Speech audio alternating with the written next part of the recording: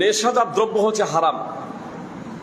বেশি নিজেকে লজ্জা লাগে ওই বিড়িখোরদের, জর্দাখোরদের। কেমন মনে হয় আমি জানি না, নামাজ পড়ে মুখে দাড়ি আর তারপরে ধোঁয়া ছাড়ছে। লজ্জায় ডুবে মারা উচিত এই ধরনের ব্যক্তিদের। ছেড়ে দিন। সুপ্রিয় ভাতৃবৃন্দ ও ভগিনীগণ, গুটকা খাওয়ার জন্য জঙ্গিপুরে বললাম যে পুলিশ এরকম জরিমানা করেছে। আমি তো প্রশাসনের কাছে অনুরোধ করব, জনসমাগম এলাকাতে সার্বিকভাবে নেশাজাত দ্রব্য বন্ধ করে দেন যদি জাতির উন্নতি চান, যদি দেশ গঠন করতে চান।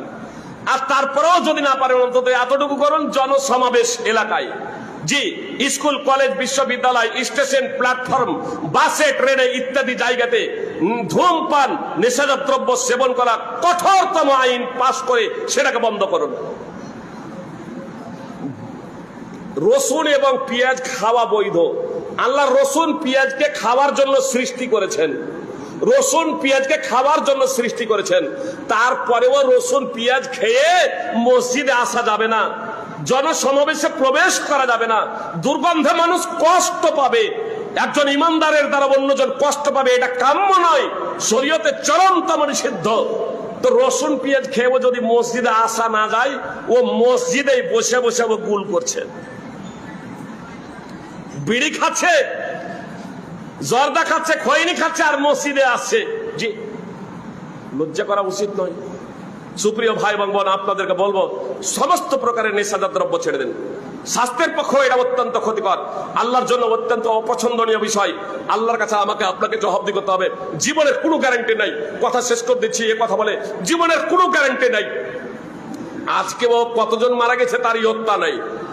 19 জন বাসে চেপে যাচ্ছিলেন, এসি বাসে। জি, এসি বাসে সাধারণ মানুষ না, ভালো ভালো লোকগুলো এসি বাসে চেপে যাচ্ছিলেন। জি, আপনার অন্ধ্রপ্রদেশের কুর্নুল জেলা, হায়দ্রাবাদ এবং ব্যাঙ্গালোর বাস হাইওয়ে, হায়দ্রাবাদ এবং ব্যাঙ্গালোর হাইওয়ে, অন্ধ্রপ্রদেশের কুর্নুল জেলায় একটি এসি বাস একটি মোটর সাইকেলে ধাক্কা মেরে বাসটিতে আগুন লেগে সঙ্গে সঙ্গে পুড়ে শেষ।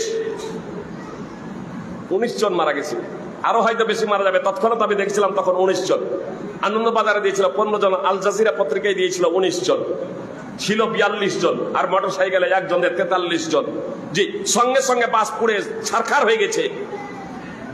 অনেকেই মারা গেছে। 15 জনকে আহত অবস্থায় উদ্ধার করা হয়েছে। আনন্দবাজার 15 জনকে আহত অবস্থায় উদ্ধার করা হয়েছে। অনেকজন মারা গেছে, মানে ছিল মোট 42 জন, 1 প্লাস 43 জন। আল জাজিরা পত্রিকায় লিখেছে 19 জন।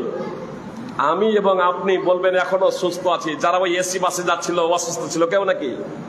হায়দ্রাবাদের বিমানে যারা ছিল তারা অসুস্থ ছিল নাকি? ডাক্তাররা, মেডিকেল ডাক্তাররা আপনার খাচ্ছিলেন, ট্রিটমেন্ট করার জন্য চিকিৎসা করে যাচ্ছিলেন, আপনার রোগীর সেবা শুশ্রূষা করে যাচ্ছিলেন, আপনার পানাহার করছিলেন, আর পানাহারের অবস্থায় বিমান ভেঙে পড়ে গেল, শেষ। যখন যে কোনো মুহূর্তে আমার আপনার মৃত্যু হয়ে যেতে পারে, অতএব সাবধান হয়ে যান, সতর্ক হয়ে যান, এখনই তওবা করুন, এখনই নিজের জীবনে পরিবর্তন নিয়ে আসুন। সুপ্রিয় ভাই এবং বোনদেরকে আমি বলতে চাই যে আসুন আমরা প্রত্যেকেই পবিত্র কোরআন এবং সুন্নাহকে আঁকড়ে ধরি। আমরা সৎ কাজের আদেশ এবং অসৎ কাজে বাধা প্রদানের লক্ষ্য এবং উদ্দেশ্যে আমরা ময়দানে নেমে পড়ি। যারা আলেম ওলামা আছে তাদের জন্য আমরা প্ল্যাটফর্ম তৈরি করি, তাদেরকে সাহায্য সহায়তা করি, এবং জনগণ যারা আছেন তারাও কোরআন এবং সুন্নাহ তাদের কাছ থেকে শুনে নিজেদের জীবনে বাস্তবায়ন করার প্রচেষ্টা করুন। আমরা যদি কোরআন এবং সুন্নাহকে সর্বাগ্রে প্রাধান্য দিতে পারি, নিজেদের বিবেককে বিসর্জন দিয়ে বরং নিজেদের বিবেকের ঊর্ধ্বে কোরআন এবং সুন্নাহকে স্থান দিয়ে আমরা যদি কোরআন এবং সুন্নাহ অনুযায়ী জীবনযাপন করতে পারি, তাহলে ইনশাআল্লাহ পার্থিব জগতেও আমরা সফল হব, কামিয়াব হব, এবং মৃত্যুর পরেও আমরা সুখময় জান্নাত লাভ করতে পারবো। আল্লাহ তাআলার সন্তুষ্টি অর্জনে ধন্য হব।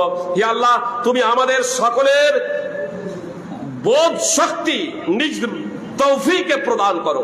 হে আল্লাহ, তুমি আমাদের প্রতি রহমত বর্ষণ করো। হে আল্লাহ, তুমি আমাদের জানা অজানা সব গুনাহ মাফ করে দাও। হে আল্লাহ, তুমি আমাদের প্রত্যেককে প্রকৃত ইমানদার এবং মুসলমান হওয়ার তৌফিক দান করো। আমরা যাতে একমাত্র ইমানদার হয়ে, প্রকৃত মুসলিম হয়ে মৃত্যুবরণ করতে পারি। হে আল্লাহ, তোমার রহমত এবং তৌফিক ছাড়া আমরা প্রকৃত ইমানদার এবং মুসলিম হতে পারি না। অতএব তুমি নিজ রহমতে আমাদেরকে সেই তৌফিক দান করো, সেই ক্ষমতা দান করো, এবং তুমি আমাদের ক্ষমতা এবং সহযোগিতার মাধ্যমে পূর্ণ ইমানদার ও মুসলমান হওয়ার তৌফিক দান করো। আমিন।